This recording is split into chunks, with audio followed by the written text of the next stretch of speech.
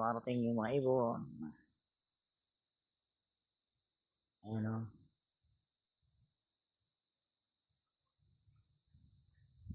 Punong-puno na yung kahoy o. Namumuti na o. Punong-puno.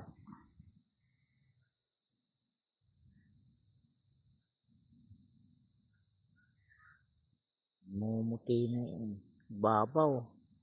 Yan, dahil na dumarating. Bababa na nila ha. Andito lang sa may tubig o. Suba.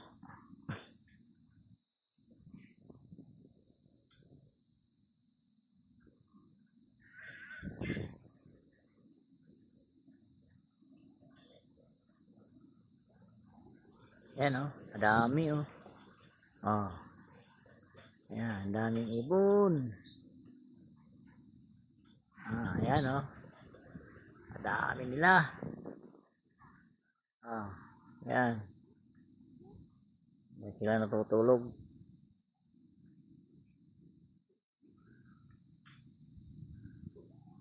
Ayan o.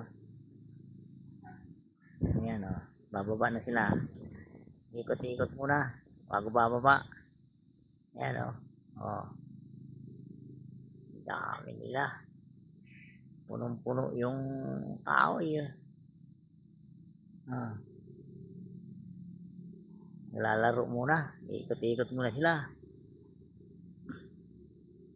bago bababa.